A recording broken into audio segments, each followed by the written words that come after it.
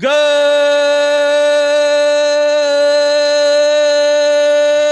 morning, Grinders. Hey, we're back. We're back. I'm Jordan Cooper, a.k.a. Blender Ed, a.k.a. Blender HD, a.k.a. Hopefully on top of you in tonight's contest. Maybe not in the past couple of days. We had a break. I didn't do the degenerate thing and play like NHL or PGA or the All-Star Rising Stars or anything. I didn't play any DFS contests. I took a nice little vacation, did a little writing, did a little just clearing my mind to get back into to NBA now, and we get back with a nice 6-game slate. And this is what we do on the DFS pregame show. Typically, we'd be reviewing like yesterday's slate and talking about stuff that we could learn. But there wasn't a slate yesterday, and I didn't play NHL. I don't know what to learn from that slate, or PGA, or Showdown, or soccer, or whatever it is. So I guess we can just talk about today's slate. And we always have the YouTube chat if you want to ask your strategy questions, general DFS strategy, anything you want. Not just today's slate. This is not the type of show where it's like you get the picks and the plays and the locks and that type of stuff. It's more strategy, tactics, GPP oriented stuff, primarily DraftKings, at least for me. But if you are on FanDuel, the NBA single entry series is continuing, right? You could go there. It's 6 weeks of single entry GPPs on FanDuel. I believe today would be the $5 one. It's all different price ranges, and we have a tournament leaderboard. And the top 4 scores of a week. So you don't have to feel like if you miss a day that you're dead. So the top 4 scores of the week, you become a finalist, and then you go to the online final for a shot at $10,000. And it's all different price points. So it's not the single entry series is $3 tournaments, $5, $10. Then it's $100, $25, $50. So feel free to go into the FanDuel lobby, participate in that. But primarily, I'm going to be dealing with DraftKings today. And in the YouTube chat, we got Jose Flores, finally, my favorite show on YouTube. Thanks for tuning in, Jose. Robert Gall is here. Bill Billard obviously doesn't like my intro to the show. It's terrible with headphones. It's not like I have an appealing voice to begin with, so maybe turn your headphones down. And then with Joey Brady with player picks. So even though I say this show is not really about player picks, people ask about player picks. But what you can do, okay, it's early. We just got back, and you know me, I got my coffee. I got my coffee here, which to Devin, the producer, wouldn't consider this coffee. Like this color to him is not coffee. It's milk and sugar with some coffee in it. But it's not bad. The temperature is okay. But in order to keep my coffee warm, you got to hit the thumbs up button. The thumbs up, the like button, subscribe button. Hit all the buttons. I don't care, right? All the buttons you want, and to keep this show on the air, right? If you like this DFS pregame show, hopefully it goes into MLB. The more likes, the more subscribes, the more viewers, the longer this is done. This is free content.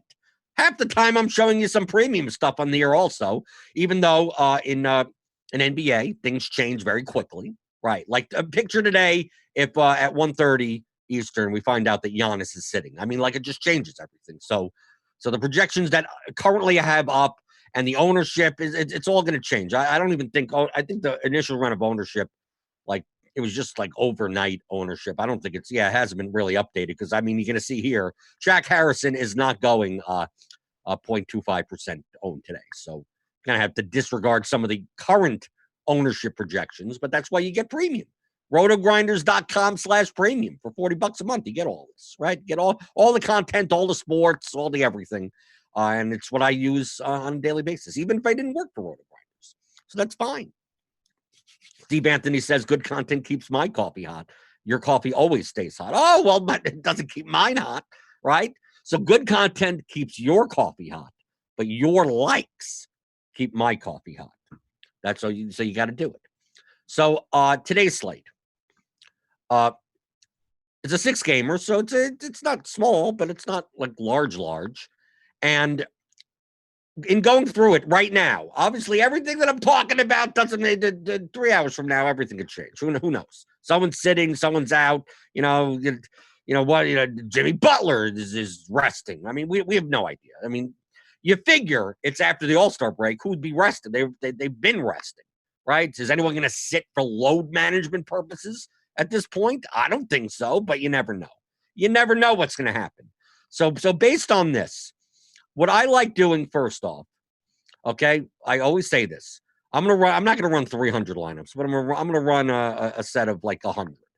Okay, just to see based on our projections with like a 49.8 minimum, right? And that's it. Optimal lineups, just to see what construction types currently are going to be chalky. Like where's the positions people are going to pay up for, people are going to pay down for, combinations of players.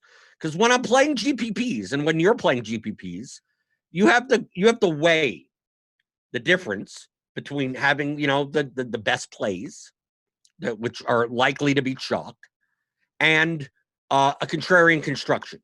Because if you're playing a large field GPP with, I think today there's on Draftkings there's an $8 one with like over 100,000 entries on a 6-game slate. You're pretty much going to need the nuts, right? You're kind of going to have to need the nuts in that tournament. Nuts, for those that don't come from poker, the nuts is like the best possible lineup. So most likely the lineup that is the best possible is probably going to be up there, if not close to it. So you have to find a way to get past people that, I mean, if you're going to play Joel Embiid at 54% ownership, like if he does well, I mean, you're going along with 54% of the content. You're not gaining as much as playing lower owned guys. So you have to balance. It's not a matter of playing like all 2% owned guys. And it's not a matter of playing the best plays. It's a mix of both. So I like looking at the construction types to go, if Shaq Harrison's in the lineup, who's more likely to be in the lineup with him? If Covington and Embiid, like I take a look right up over here, I see the construction types. So seeing a Harrison, Covington, Embiid, Giannis, Poole, Adebayo, obviously the Bulls, because the Bulls are going to be short. Their rotation, I mean, you got Chris Dunn is out, Hutchinson's out, Porter's out. I mean, every market in. Obviously, the old guys are out.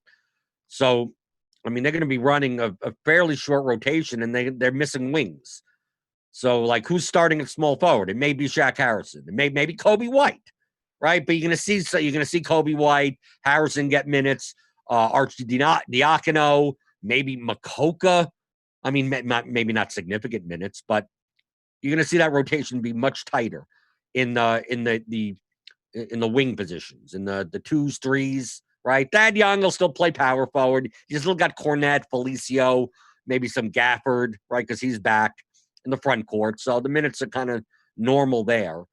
So you're going to see value in the Bulls' backcourt kind of wing. I mean, Satoransky is probably not going to pick up any extra minutes, I guess. It's going to be primarily Kobe White, Shaq Harrison, those types of players.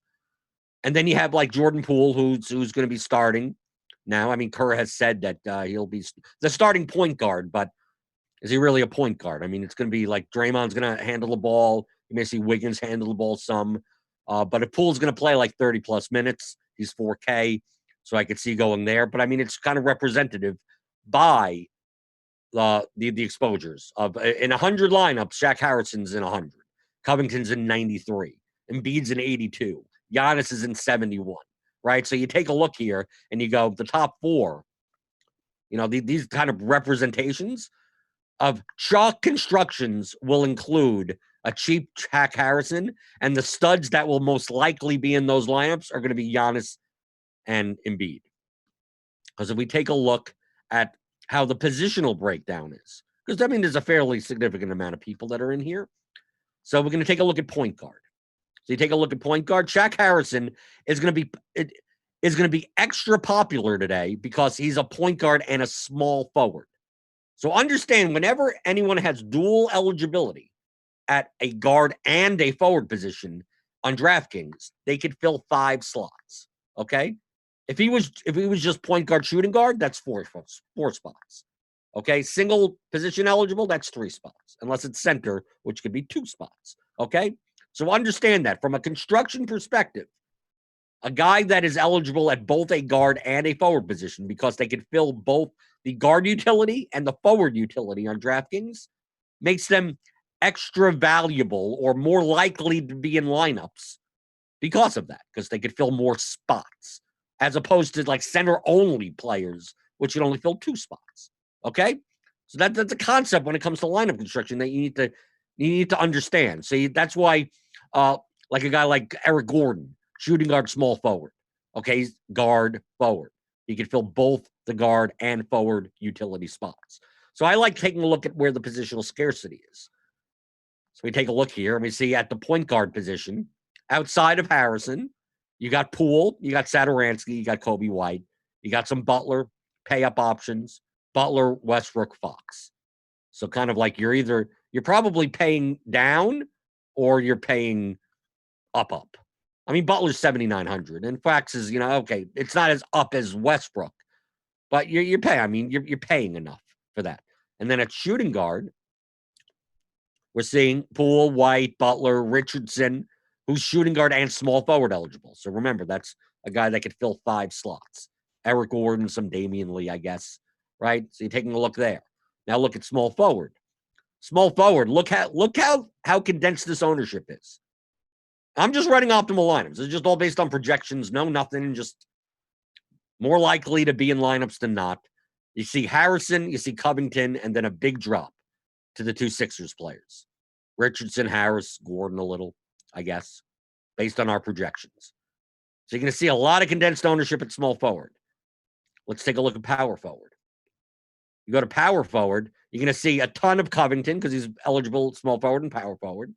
And because of positional scarcity, Giannis may be the higher owned stud, if you want to call it, on this slate, just due to positional eligibility. I know people are going to say Milwaukee at Detroit. Milwaukee's like a 12-point favorite. Blowout. Oh, no, Giannis only plays 28 minutes.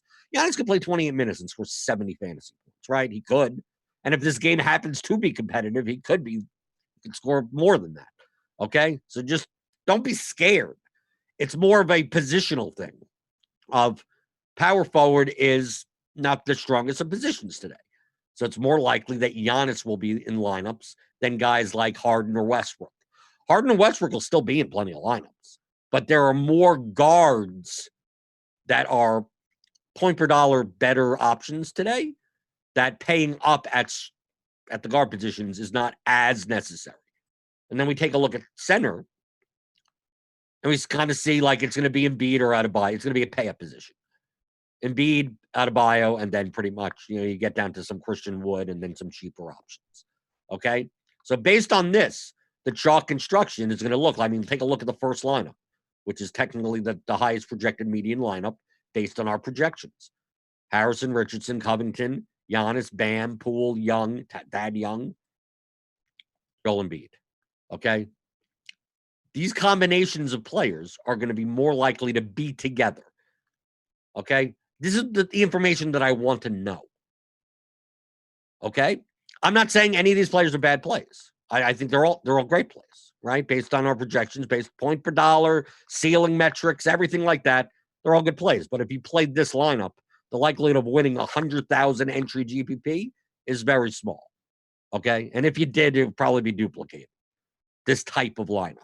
So I'm taking a look at these lineups going, okay, obviously Shaq Harrison at minimum price unlocks the ability to pay up for Giannis and Embiid in the same line, right? We take a look here. Kobe White, Harrison, Satoransky, right? Gives you the option. Look, Giannis, Bam, Embiid. Giannis, Embiid. Harrison, Covington, and then you get some Fox. Then we go to the next one. You get some Westbrook, but you still got Bam, Embiid. No Giannis, but still Bam and Embiid. Here's Bam and Embiid. Here's Bam and Embiid. Here's Embiid and Westbrook. No, with Covington. And here we go. Go to the next one. Butler, Embiid, Westbrook. Here's another Bam and Embiid. Bam, Embiid, Covington, Harrison. So take a look at these constructions. It doesn't mean that if I'm building lineups, I don't want to play Shaq Harrison. It doesn't mean I don't want to play Covington. It doesn't mean I don't want to play Bam or Embiid. Doesn't mean I don't want to play Giannis. The combination of all of them, maybe I don't want to play together. I'm not saying that I can't play like individually. Well, I can't play any of them together. But like 4 of them together, currently on this slate, I probably don't. Okay? Because I'm looking, what are the most likely constructions in GPP? Because remember, in GPP, in all of DFS, we play lineups. We don't play players. So saying, do I play Robert Covington? Like, there's no answer to that question. It depends on the lineup. If this spot with, let's say this, you were playing this lineup and you had a small forward spot empty and 5,500 left. You go, oh, that's a perfect spot for Robert Covington. He's like, but in this lineup with all this chalk, probably not the best choice.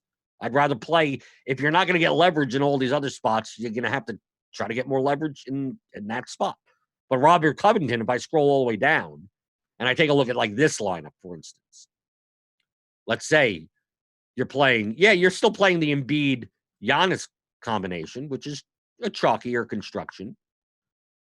And you're playing Covington here, but you're playing a lower owned Spencer Dinwiddie. You're playing like 3 Bulls together, which people may not be playing 3 Bulls together. So playing Robert Covington, the utility in this spot, not as bad. Because I could see the leverage in other spots. We take a look even further down. Let's take a look at here's one. You still have the Embiid, Bam, Giannis. Look, chalk, right? The chalk stud construction with Covington, but you got some Dylan Brooks in there. So it's like, okay. You got some Eric Gordon, maybe, if he plays. I'm not saying that this is even enough leverage for that large field GPP, but at least it's something. I'm going, okay, that's doable, I guess. So that's why I'm just looking down at what the chalkier constructions are. I kind of have to disregard at this point for lineup HQ to look at the cumulative ownership, the exposure sum, because like our current run of ownership projections, it's from last night. So like Jack Harrison is not going to be this low owned. So this is what I do. So instead of looking at like what's the best plays and then figuring out constructions, just run it. Just use lineup HQ. Use whatever optimizer you use, right? Because you don't have to use lineup HQ. This is a free show. Maybe you use your own projections. Maybe you're using Excel or something like that to just go, okay, based on these projections, what are the chalkier constructions? So I know what I have to pivot off of for GPPs, right? I know that if I'm going to end up playing Harrison, I'm going to end up playing, I'm going to end up with Giannis. And a lot of other people will have that also. So I have to think in terms of, if I play Harrison, how do I get away from playing Giannis and Embiid in the lineup with Harris? How do I get away from playing Bam and Embiid together? Because if you play Bam and Embiid together, they're both center-only eligible players. So they're automatically going to take up, one of them is going to be in your utility spot. You're not going to have optionality for anyone else to fill that utility spot. So if you see that the combination of Bam and Embiid become chalkier, that actually limits more options that other your opponents could make, because they're taking up utility spots with 2 centers, which gives you a lot of other center leverage, right? If you're playing Bam, if a lot of people are going to be playing either Bam or Embiid, we're going to see guys like Marquise Chris go underowned, or Cornette, or the Bulls guys, or Christian Wood, or something like PJ Washington, Jaren Jackson. Center spot is not all that strong today, right? So I understand, Embiid at 9,000 seems pretty good. Bam at 7,800 seems pretty good. They're underpriced as it is, but they're going to be popular. And we've seen Embiid, not have a great game on 38 points, 40 points. He's going to be 50+% owned at 9,000. You could wipe those lineups out for first place win equity easily. And then play another center or play someone else in that spot. This is what I'm looking at. This is what I'm going for. So to go into the YouTube chat,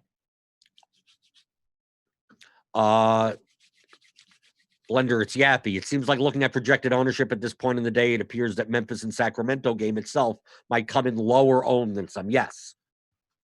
I think the Grizzlies-Kings game, I think the options in that game will be naturally lower owned, not like low owned, because I just don't think those options, they don't project as well as other options on the slate.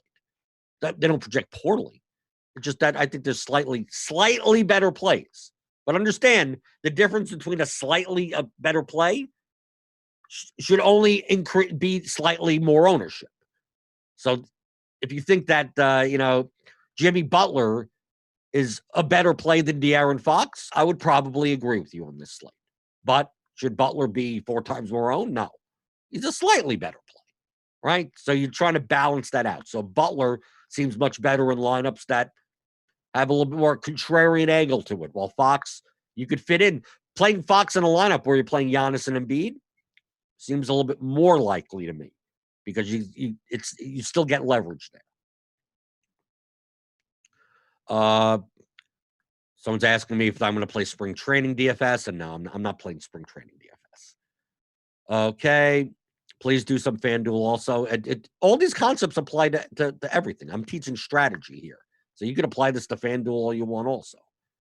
I primarily play on Draftkings, so with the multi-positional eligibility on Draftkings, it's more like I could talk about these concepts a lot more because you have more options to play.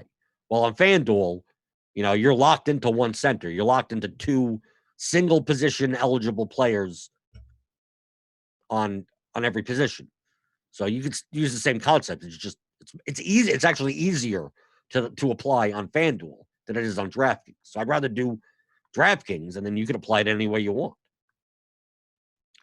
Okay, let's see.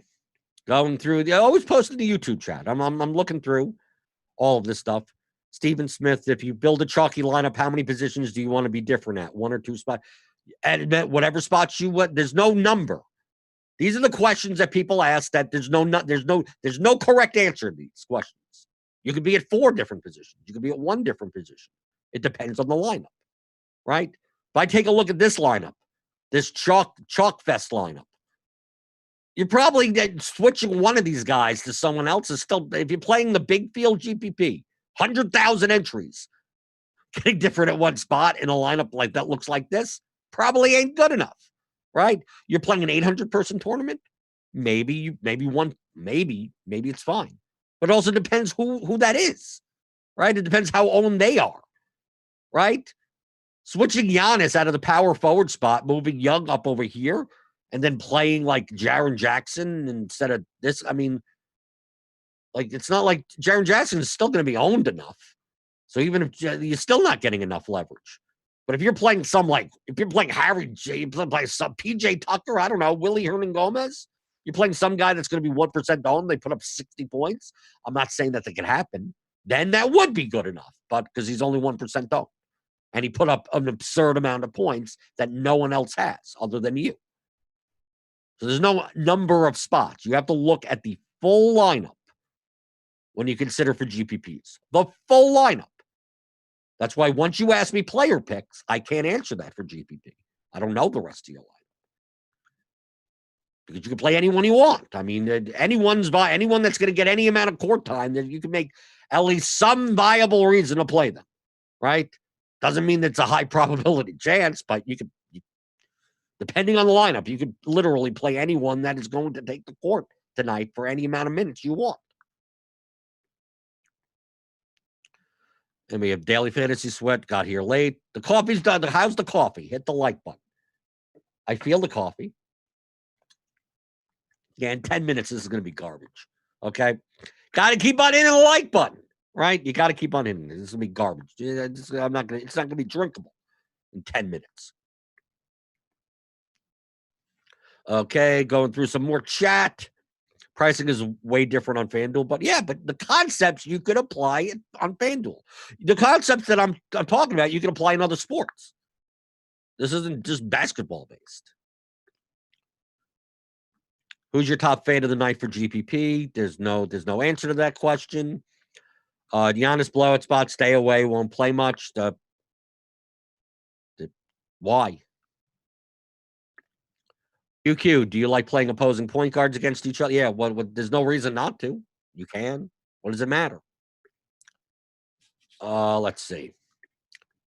Because I keep on going through all the strategy stuff. And once you understand the strategy, you'll understand why the questions that you ask are either unanswerable or pointless. Who's the top fade? Who cares?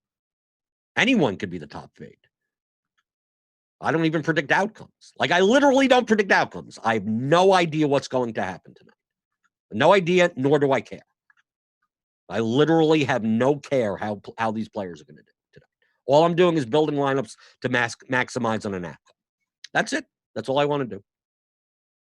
Do I think Robert Covington is going to do well tonight? I have no idea. But based on his price versus his projected median output, which is over the course of 500, if we did play this out 500 times, ain't bad, right? Pretty good, right? He projects well. Does it mean he's going to do it tonight? No, I have no idea if he's going to do it tonight whatsoever.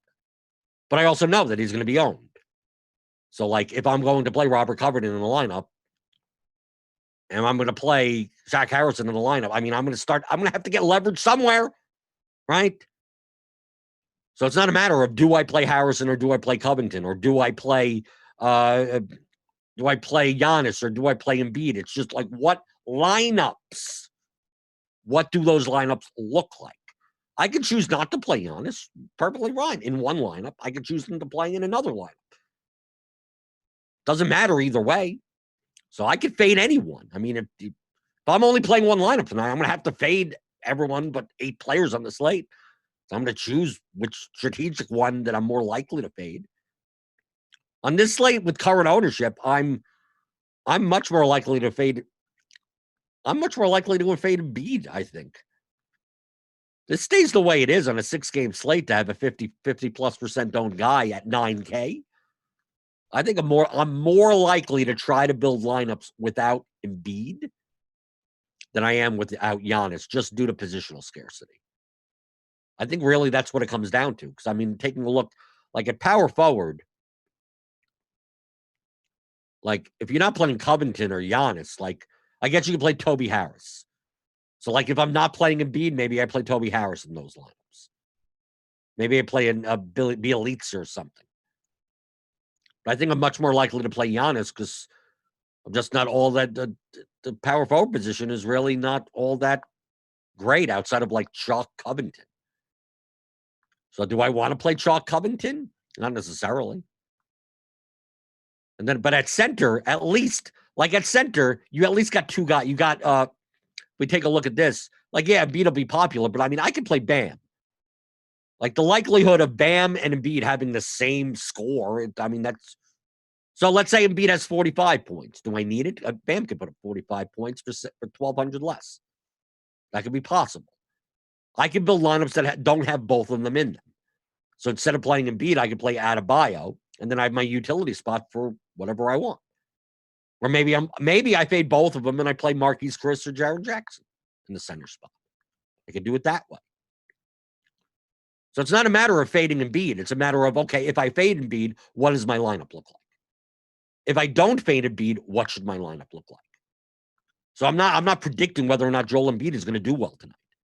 He could. He projects well, but he also projects to be absurdly owned.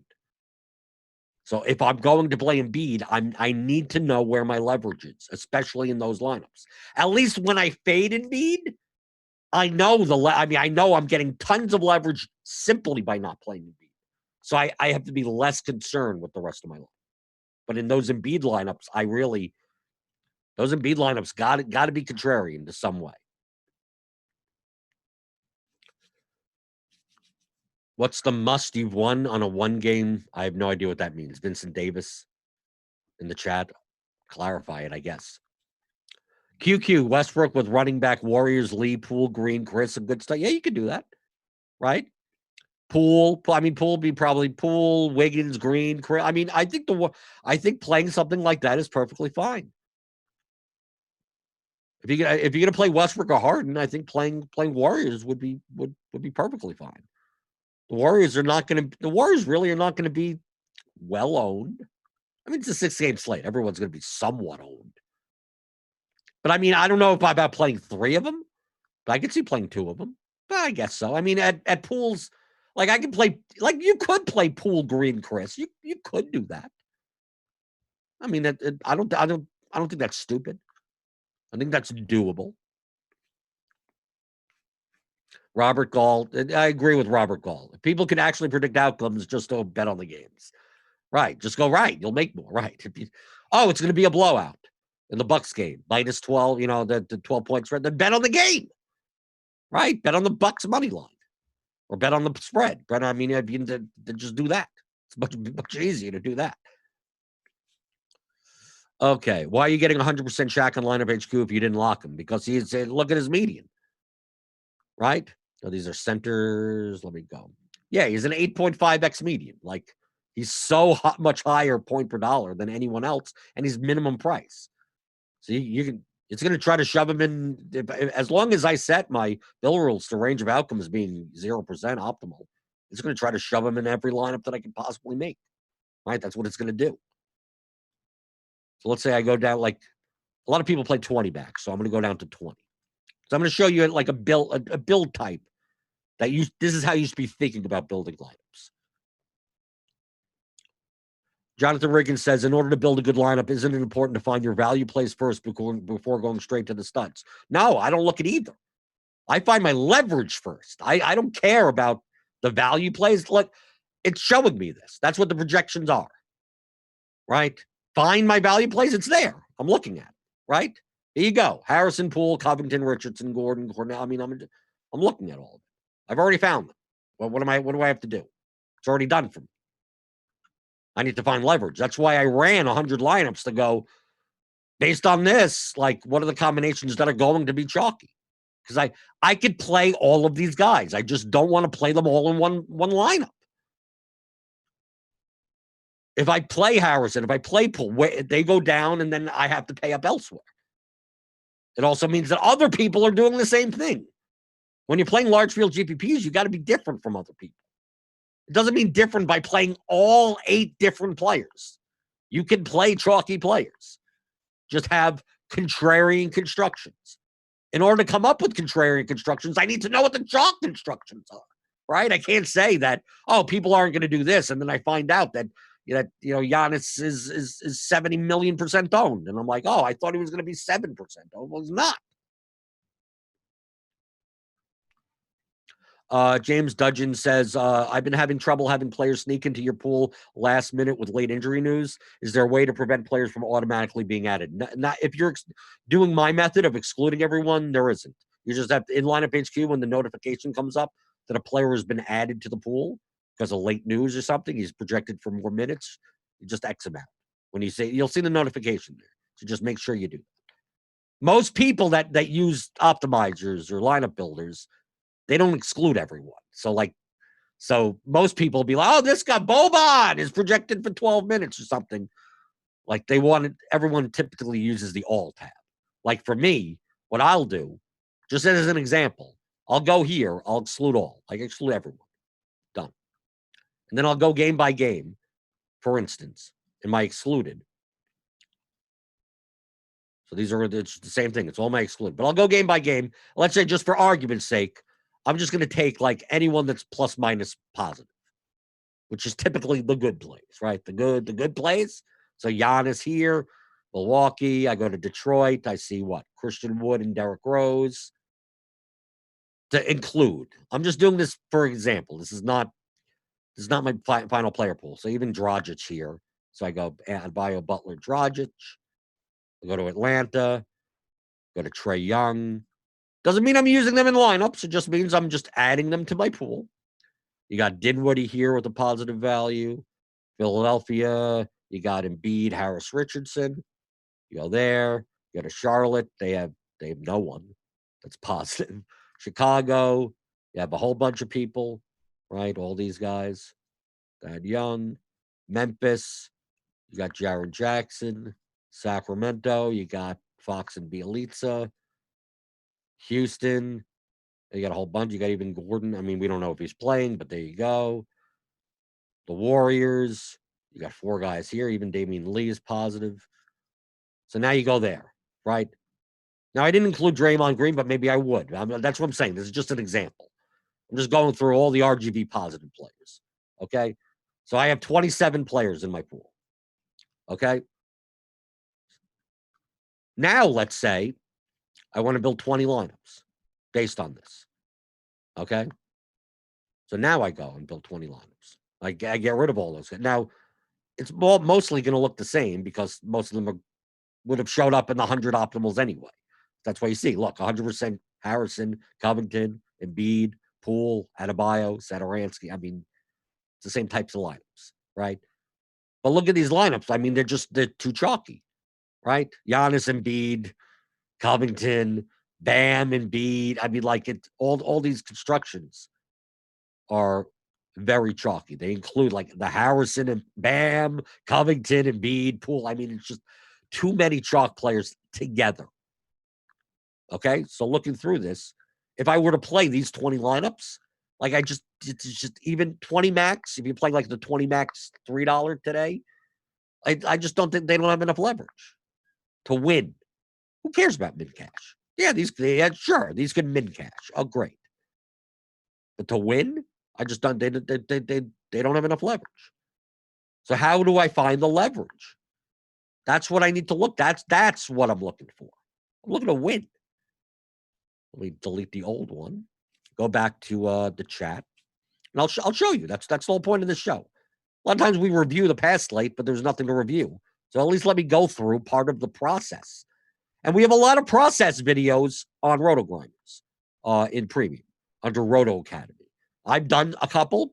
Squirrel Patrol has, Brit has, JSU, Andy. I mean, there's tons of Roto Academy videos that are very similar to like the process of building a player pool, the process of building multiple lineups, all this type of stuff. So if you sign up for premium, rotogrinders.com/premium, $40 a month. You get the entire library. It used to be part of like the marketplace. It was an extra add-on. All of the Roto Academy videos from the beginning of time, all the articles, everything that was ever under Roto Academy for the past, 7, 9 years, something like that, since Roto Grinders have been around, they're all available to you. So if you're part of premium, hey, maybe you do the type of thing where it's like Game of Thrones on HBO, right? Oh, I'm just going to sign up for HBO, and once the show's over, I'm done. So you could sign up for 1 month, watch all the videos, and then cancel. I mean, you could do that if you want. There's no reason not to, right? You could always find me in the Discord. If you have a premium subscription, I'm always in the premium NBA channel. And you can ask about this type of stuff because this is what I focus on more. Okay, Seth A asks, what is the general number of contest entries in which you can enter the minimum entries per user to differentiate between small and large GPP? I'm not even sure what that means. I have no idea what that means. I thought maybe I'd know by reading it again, but I'd clarify that. If you go chalk, how many different players would you use for leverage? 2 or 3? It's not the number of players. It's the amount of leverage. There's no number of players. How many? How many lineups? Anytime that you're asking a question that the answer could be a number, there's no correct answer to it. I could play. Let's see. Let's go down. Who's the lowest? I mean, I could play Adam Makoka. I mean, I could play a guy that no one's like. It's literally no one's playing. If he puts up 80 points, I win. Now, the likelihood of that player putting up 80 points is probably very low, but it could be fine. A 0.1% owned player putting up 80 points in a lineup with all chalk that all hits, you win the GPP. You only differentiated at one spot, but you got all the leverage and all of the relative value in that one spot. Does that happen often? No. But I mean, theoretically, it's possible. So there's no number of spots, right? I'm looking here.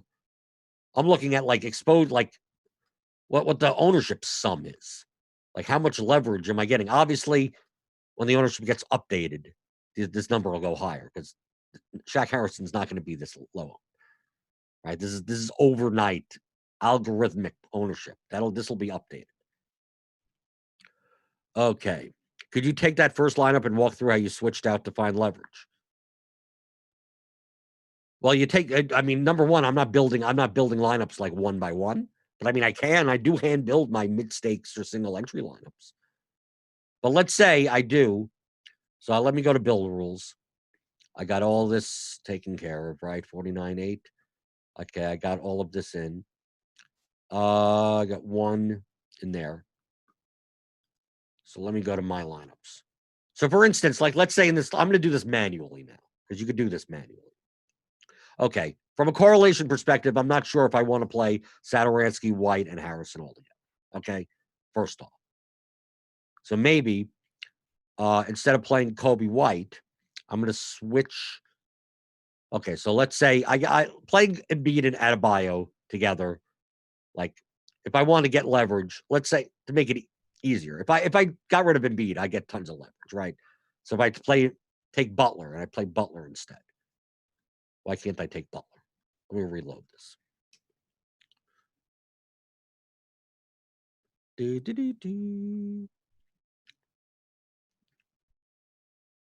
Let me go to lineups. Mike Cable asked, then why do the show if there are no answers? No, there are plenty. There are answers. The problem is that there's 700 of them. So which of the answers do you want? Because they could all be right. There are 700 wrong answers. So Seth A is trying to clarify his question. What's the number of entries as a whole for how many entries in a contest where you might draw the line for small and large GPP? It's smaller or larger. Remember, I think this is a very good concept to really understand. If your question requires an answer to have an absolute number, then you're not understanding the concept. Okay, so anytime you ask a question, anytime you're like, let me guess on this. If you could say 54, that means the question doesn't matter. Where do you draw the line? There's no line. The amount of leverage that you need is higher the larger the contest is. The amount of leverage you need is lower the smaller the contest is. That's all you need to know. But there's no line. If you have at a 10,000 entry contest, you need X amount of leverage. But at 9,999, feel free to play the chalk. Like, that doesn't make any sense. One extra entry doesn't matter. No, it's just curve. It's a curve the whole way. An 80 entry contest, you don't need as much leverage as a 300 entry contest. You don't need as much as a 600 entry contest, like going up scaling it wise. So 100,000 entries, I may consider a lot, like, to me, large field GPP could be 20, 30,000 entries. 100,000 entries is still significantly larger than that. So whatever leverage you think you need in a 20,000 entry GPP, you need way more than that in 100,000 one.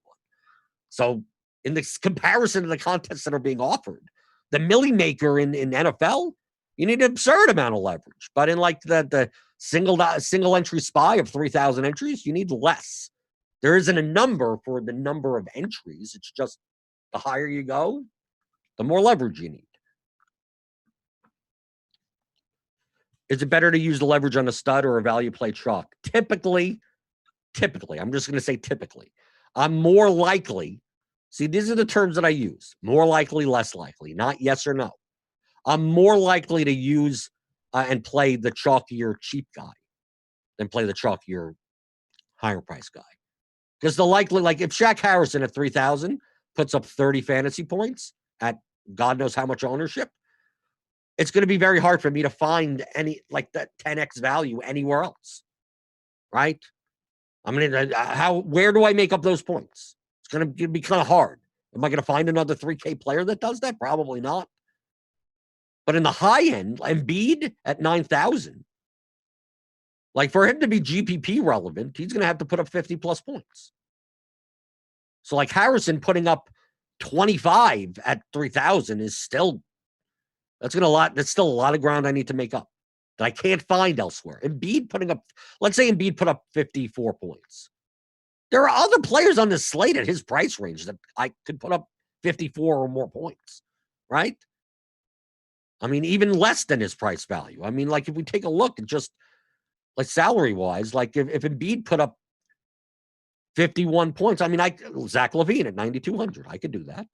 Jimmy Butler, Bam Adebayo, Wiggins, Fox, Westbrook. Yeah, I mean, there are other players that can get those amounts of points. Down in the lower end, like who Shaq Harrison puts up a 30-plus point game. Where am I making those points up from? I just got to hope that my mid-range build just has a lot more points in general. So you can fade guys like Harrison, but I'm more likely to eat that type of chalk than eat expensive chalk. Just due to the options that are available. Right? If Shaq Harrison's going to get 26 minutes, like where am I finding another 3K play? Where am I finding that production? It's hard. On larger slates, a little bit more likely that you can because there's more options. That's really what it comes down to. I don't necessarily care about Shaq Harrison himself. I just look and go, if I'm building a GPP construction that still has leverage, that requires a very cheap point guard or small forward, it's going to be like, to me, it's going to be just play Harrison. Just don't think in terms of like, well, can I play another $3,200 guy? But on the high range, I have no problem fading high range guys because there are other high range guys, right? That's one of the core concepts of like playing large field GPPs.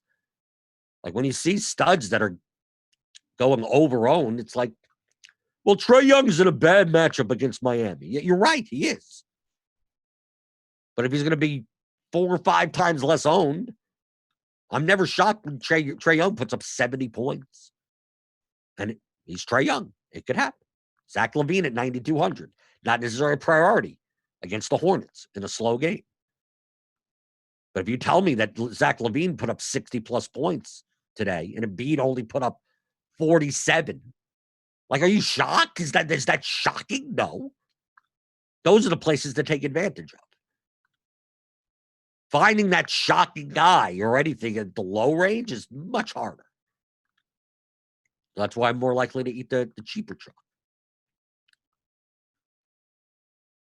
So a single entry GPP, you won't need as much leverage. That's correct, because it's a smaller contest. Smaller contests, you don't need as much leverage. You still need leverage. You just don't need as much. If you're playing a single entry GPP of under 1,000 entries, you could probably play like your cash lineup, which is typically like Chalky Chalk Fest, median construction, and then just like 2v2 it, right? Go, instead of playing X and Y, I'm going to play these two guys. Like, you can win, come in first place in a 1,000 entry GPP by doing that. That's all the leverage you really need in that type of contest. You're playing a 30,000 entry contest, cash lineup in a 2v2, still, it's not enough leverage. Yeah, maybe you come in 112th place. Okay. Yeah, it's possible you win. Yeah, you're right. It's possible you do win. It's less likely to happen that you win. You're aiming for first place. Run back and overpriced Devontae Graham versus Harrison to get contrarian. Yeah, you can do that. There's no problem doing that. I think the Hornets are not going to be well owned. So yeah, you could play them. This is what I mean by like there's no answer. Like, that's fine. You could do it. Am I going to do it? Maybe, maybe not. I don't know. But it is an answer, and it's a viable answer for GPP. So this is what I mean by there's no answer. Like, yes, that makes sense. You can do that. Say for every sport, you can always find great low-end players. Doesn't have to be crazy. It's correct. Typically, I'm looking for the low-end players in the high range. I'm not looking for the low-end players in the garbage range.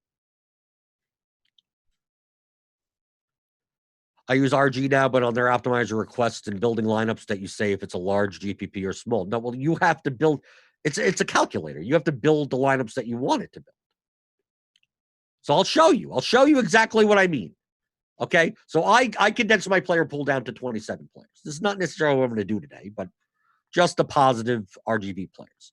But remember, let's say I'm building for a 20 max. So we're not doing 150 entries.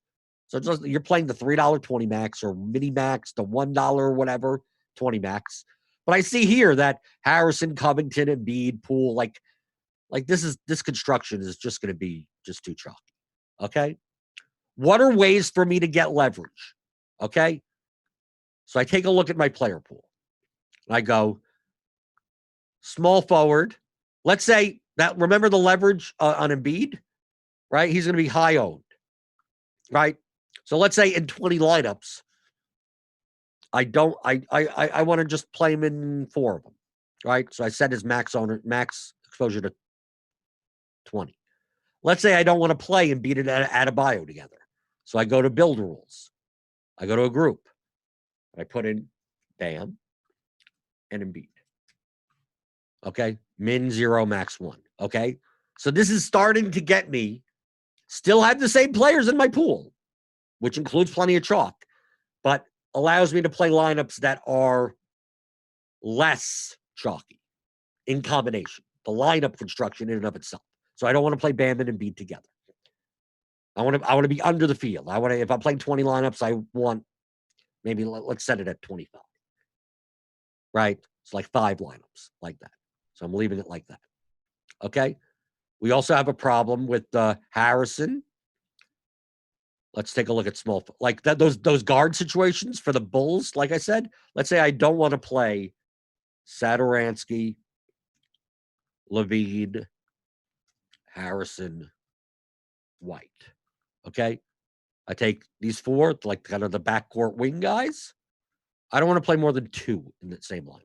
Okay. Because we saw that lineup before with Satoransky, Harrison, and White. Like maybe I don't want to play more than 2 in the same lineup. Do I think they could all hit their ceilings together? I'm not sure. Max 2. Okay. That's limiting it some. Okay. Let's say like the obvious ones, Harden and Westbrook. I don't want to play together. Right. This doesn't really get me away from like being contrarian or anything, but I mean, it makes sense from a negative correlation standpoint. Not playing Harden and Westbrook together. Okay. We also have like Gordon and Covington on the same team. And if Gordon plays at 3,900, I think he'll draw ownership. So I don't want to play Gordon or Covington together. Okay. Kind of separates. Then let's say I want to make sure that those high chalky guys are not in the same lineup together. So let's say we have Harrison, Covington, Embiid, Poole. Yeah, that's about it. 1, 2, 3, 4, right? We don't have to worry about Bam. Oh, maybe we have to worry a little bit about Bam. Yeah, no, that seems pretty good. So maybe I maybe I also build a group that includes just those guys. Covington, Harrison, Poole. Like in this price range. Covington, Harrison, Poole. Maybe I don't want to have all 3 of them in the same lineup. Right? They're all fine plays. I just don't want all 3 of them together because a lot of people will have all 3 of them together. So I set their max at 2. I can only have 2 of these guys in the same line. So now look at what I'm doing. I'm seeing. I first viewed what the truck instructions were, and now I'm setting up groups where I could still play the good plays, but build lineups that are contrarian, that have leverage. I can win a GPP. Okay, so these are some of the rules I put in right now. So I have to assess it first. Like I couldn't make that last rule without knowing what the chalk constructions are going to be. Let's say Giannis and Embiid, right? We talked about that construction. Maybe I want to make sure I don't play any Giannis and Embiid lineups. Maybe just do that. Screw it. So I don't even play Giannis and Embiid. And I'm not playing Embiid and Adebayo. So obviously I can play Giannis and Adebayo together. I can play Embiid. But if I'm playing Embiid, I can't play more than 2 of these guys. So I'm not playing all 4 of them. So let's say I did that. Here's a couple of groups. I set my 25% here. And let me try to build 20 lineups. Let's see what happens. Because I'll do this type of thing multiple times. See, you're still getting a ton of Harrison, ton of Covington. You're getting a lot more Richardson now, right? So you get here. Take a look at this lineup. Rose, White, Harrison, Covington, Embiid, Fox, Richardson, Westbrook. This lineup isn't that bad. I still think it's a little too chalky, right? So I'm taking a look at this going, for the large field, this is the large field we're talking about, a little too chalky. Yeah, these still look a little too chalky. Okay? I mean, I'm not going by like the current ownership because they have to run it again. So now I'm looking at this going, how do I even further get away from it? So maybe I don't look at this. Richardson, Harris, and Bede. I don't want to play all these. I don't want to play them together. So let's say I don't want to play Richardson, Harris, and Embiid in the same lineup.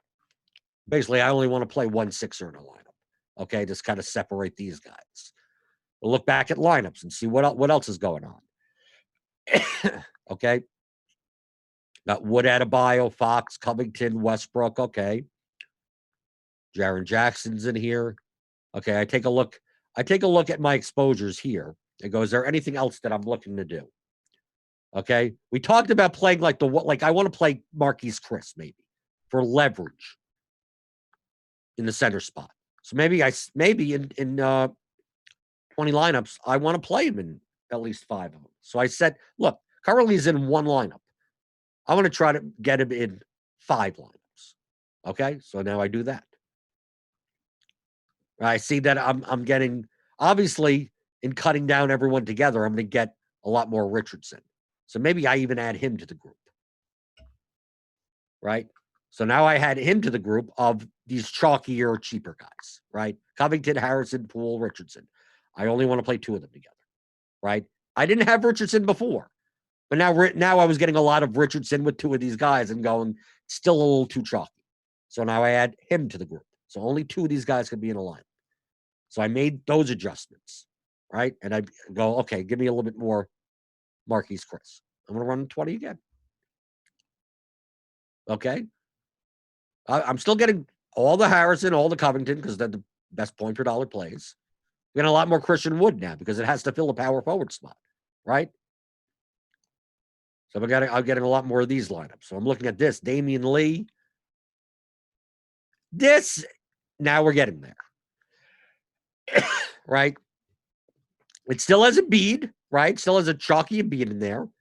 Still has a chalky Harrison in there. But like Damian Lee and Fox, now we're getting a little bit more leverage. You look down over here, Wood getting a little bit more leverage, right? But now we have a lot of Wood. Maybe I don't want a lot. Now I got to make sure I look at my power forward spot. It's giving me a lot of Wood because power forward is obviously a weak spot. So it's going to give me a lot of Wood. Let's say I want to make sure I get at least 5 lineups, or maybe even more, with Giannis in it. Maybe if I'm going to play Wood and Giannis, maybe I want to play them in the same lineups. Maybe that's what I want to do. If I'm going to play Wood or Rose, right, we have a game that has a 12-point spread. So maybe I want to play and I want to build a lineup as if that game is close. I'm not predicting if the game is close. I'm just saying if the game's close, all these guys play maximum minutes. So now I'm going to go in the build rule, right? I'm going to say Giannis, Rose, Wood. Okay? So if Giannis is in the lineup, I want to play at least one of these 2 guys. So use groups only in lineups that contain Giannis. Check the conditional player. Max 1, min 1, max 2. So I get the kind of the game kind of correlation there. Okay? And I go back here and I want to make sure that I play at least Giannis in 5 lineups, right? 25%. So all of these 5 lineups should have Wood and or Rose in them. But maybe I want to make sure that I don't have Wood in lineups that don't have Giannis as much, like the way it is now. So maybe I cap him at 50 just to make sure, because 25% will be over there, but just I don't want to have him in 16 out of 20 lineups. So I build again. Let's see what happens. Okay. Now we're starting to get there, right? Marquise Chris got into 5 lineups. Giannis is now in 7 lineups. But if we take a look at the Giannis lineups, right? We got some Derrick Rose there. So take a look at the Giannis lineups. Giannis, Wood. Giannis, Wood, Rose. Wood, Dragic, Damian Lee. Now look, they're starting to look leveragey. Now Damian Lee is getting into a bunch of lineups. at fairly lower ownership. Now they're starting to look more leveragey. Okay, going through because I'm not playing all the chalk guys together.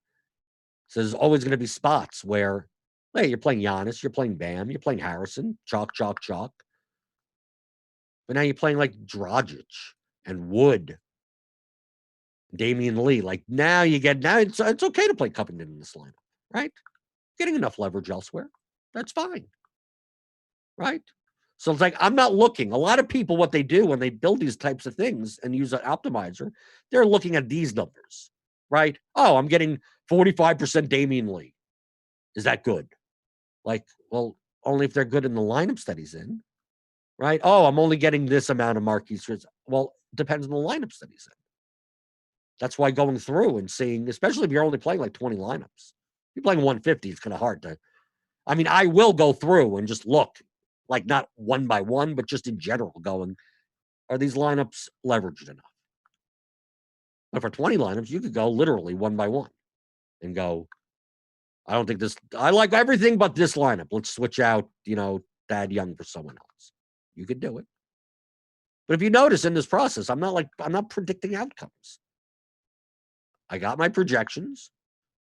I got my floor ceiling, got my ownership when it does get updated and is more reflective of what it will be.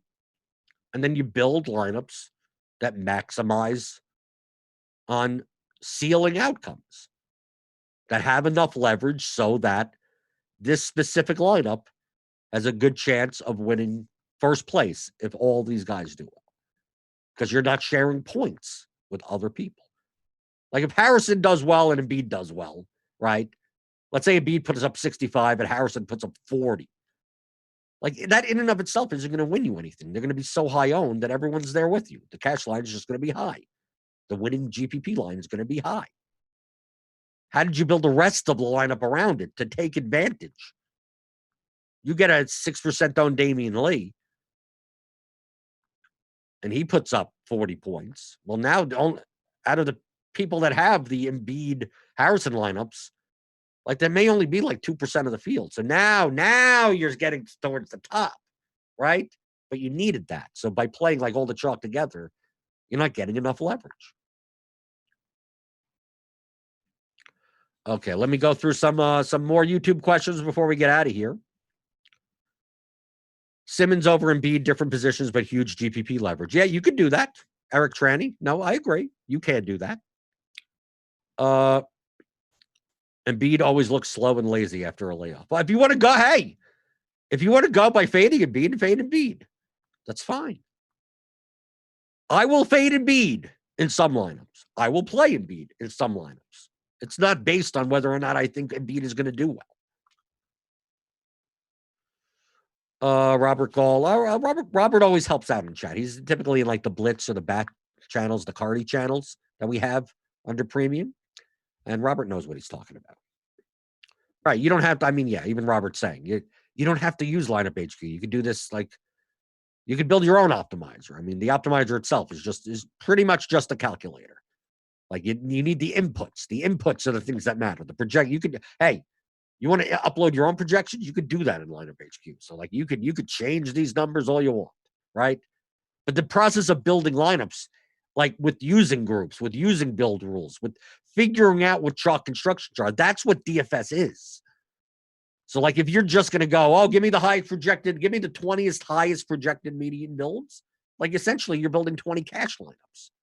They'd fine in small field GPPs, in cash games. But if you're playing the large field stuff, like they just don't have enough leverage. That it's you're very low equity to win. Okay, let's see.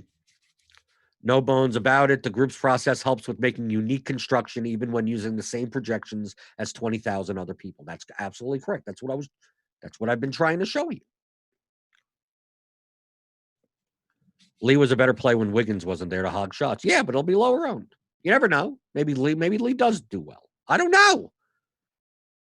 I'm not saying to play. Hey, if you don't want to play Lee, there's some $5,200 other player that you could. It's not a matter of the play. Like that's what I'm saying. I'm not picking the players. Like if I didn't want to play Damian Lee, I just take him out of my player pool, right? I'm just going by who has, positive RGV, right? So if let's say I didn't want to play Damian Lee, I just take him out. It would end up putting someone else there, right? But I mean, most of the guys that I have in my player pool that I just randomly took based on RGV value, RG value plus minus, like they're all the best plays. I mean, like I don't have to like the differences between these guys. So it is what it is, right? I'm not stressing over do I play Thad Young or Robert Covington. I'm not stressing over that. In a contrarian lineup, Covington projects higher. In a more contrarian in a chalky lineup, I may want to play Thad Young instead. Thad Young seems like a better play in a lineup without Harrison, right? Let's say Harrison doesn't have a good game. Well, other people on the team probably get his production. So I'm going to take Thad Young in that lineup. Maybe it's not enough that I set up a group that says, keep Harrison and Young away from each other. I don't have to do this because that means they're never going to appear in the same lineups together. But it may be the type of thing that I get rid of this group and maybe I cap Shaq Harrison ownership at 75 and make sure to get at least 25% Thad Young and do something like that. So yeah, they can be together, but I also have some that don't have Harrison in it. You can do that. So like if I build 20 lineups that way, right? Covington starts shooting to the top. Kobe White starts coming up, right? You go down here. You're going to see lineups that have much more leverage, but you still get these three bulls together. So I'd probably get rid of that. It's a process. I'm just showing you the process. But this is what you learn. This is the type of thing that I will do to go, does this have enough leverage? Does this not have enough leverage? Is this chalky? Is this not chalky? Because remember, by like 5 hours from now, all of this could change. You still have to go through the same process every time. Giannis is out. Oh, well, now Bledsoe goes. Now all the positions change. Now all of a sudden it's like, now people have money to spend up at guard. Or now people are going to go with the value this. So getting in the mindset of doing this, not worrying about, is Thomas Satoransky going to have a good game? Is this guy going to have a good? Who do I fade? How many players do I need? All I'm doing is just conceptually going through the process of what's the chalk construction? How do I still play the good players and have not a chalk construction? And then from there, you could fill it in. There you could go, okay. The only way for me to get off enough that I like my lineups is I need to play I need to play Damian Lee. And I'm like, I don't want to play Damian Lee. Well, then find someone else. If you don't think Damian Lee is a good play, then play someone else. It doesn't mean you throw out the whole lineup. It just means that, okay, I need to find someone that is like lower owned in kind of this range. Maybe instead of Damian Lee, I play someone else. I play, I don't know, who's in that range? Not sure. Kendrick Nunn. Who knows? If that's what you like, and you do that. So I hope this was helpful to some degree. I mean, this is the strategy of playing DFS. And I related it to today's slate. Typically on these shows, we go half and then we go half on this. Since today, we didn't have anything to review. We went a little bit longer on how to do this type of stuff. So this doesn't mean that these aren't the lineups that I'm running. I don't know what's going to happen later in the day, but these are the things that I'm going to be thinking of today. Yes, we know Covington's a good play. We know Harrison's a good play. We know Kobe White. We know the chalk guys, right? Embiid. Giannis in a weak power forward position. Bam, playing Bam and Embiid together, especially in like cash lineups, I guess. I mean, we know this. So it's like, okay, how do I play those guys but still be different? This is how we figure it